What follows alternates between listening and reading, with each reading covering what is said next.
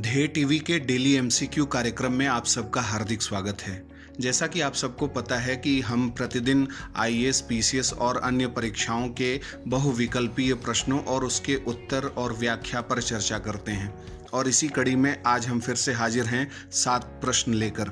तो चलिए बात करते हैं आज के पहले सवाल की।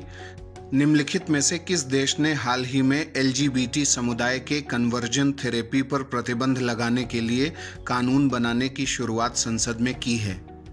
आपके ऑप्शंस हैं A Australia, B New Zealand, C Canada या फिर डी लग्जमबर्ग। इसका उत्तर है बी। व्याख्या की बात करते हैं। हाल ही में न्यूजीलैंड की सरकार ने संसद में एक बिल के तहत ट्रांसजेंडर समुदाय यानी एलजीबीटी के कन्वर्जन थेरेपी पर प्रतिबंध लगाने का निर्णय किया है। यह थेरेपी एक ऐसी प्रक्रिया है जिसमें मेडिकल ट्रीटमेंट के जरिए एलजीबीटी समुदाय का कोई व्यक्ति अपने जेंडर आइडेंटिटी, जेंडर एक्सप्रेशंस और यौन रुझानों यानी सेक्सुअल ओरिएंटेशंस में बदलाव की कोशिश करता है। न्यूजीलैंड ने इसके लिए the conversion practices prohibition legislation bill तैयार किया है। अब बात करते हैं दूसरे सवाल की। हाल ही में राष्ट्रीय हरित न्यायाधिकरण यानी एनजीटी ने निम्नलिखित में से किस जगह के अवैध लैटेराइट खनन यानी लैटेराइट माइनिंग की जांच के लिए एक ज्वाइंट कमेटी के गठन का आदेश दिया है? ऑप्शंस हैं ए चेन्नई, बी बेंगलुरु, सी कोरापुट या फिर डी विशाखापट्टनम। इसका उत्तर है डी विशाखापट्टनम। व्याख्या की बात करते हैं। एनजीटी ने हाल ही में आंध्र प्रदेश के विशाखापट्टनम जिले के सरुगुडू पंचायत के गांव के अवैध लैटेराइट खनन की जांच के लिए एक संयुक्त समिति के गठन का आदेश दिया है।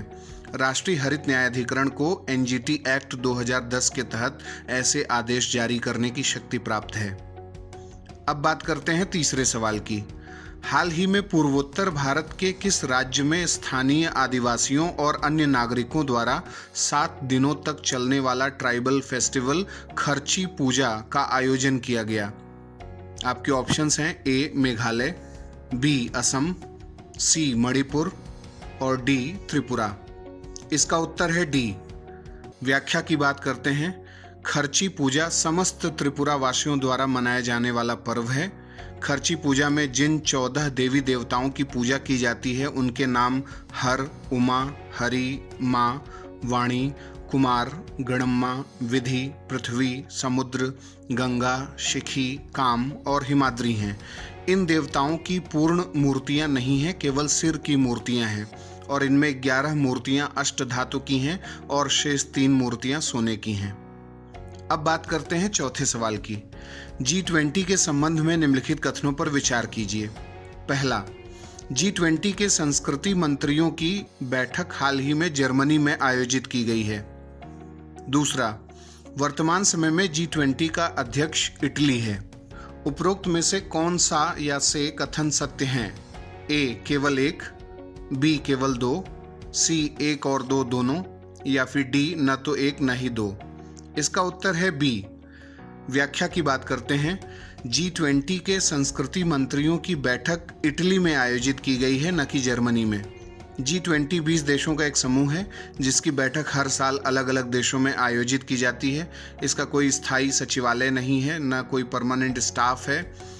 G20 समूह की स्थापना वैश्विक अर्थव्यवस्था में महत्वपूर्ण औद्योगिक और विकासशील अर्थव्यवस्थाओं को एक साथ लाने के लिए महत्वपूर्ण मुद्दों पर चर्चा के उद्देश्य से 26 सितंबर 1999 को की गई थी। G20 समिट में सदस्य देशों के प्रमुखों के साथ वित्त मंत्रियों और सेंट्रल बैंक के गवर्नर्स की भी बैठक होती है और इस बैठक में मुख्य रूप से आर्थिक विषयों पर चर्चा होती है। इस संगठन में 19 देश और 20वां यूरोपीय संघ शामिल हैं। अब बात करते हैं 5वें सवाल की। BRICS counter terrorism working group की 6वीं बैठक किस देश की अध्यक्षता में आयोजित किया गया है? आपके ऑप्शंस हैं ए रूस, बी दक्षिण अफ्रीका, सी भारत या फिर डी चीन। इसका उत्तर है सी। व्याख्या की बात करते हैं। 28 से 29 जुलाई के मध्य भारत की अध्यक्षता में BRICS counter terrorism working group की 6वीं बैठक वर्चुअल स्तर पर आयोजित की गई थी और इस बैठक में BRICS counter terrorism action plan को अंतिम रूप दिया गया। जिससे ब्रिक्स काउंटर टेररिज्म स्ट्रेटजी को क्रियान्वित किया जा सकेगा। अब बात करते हैं 6वें सवाल की।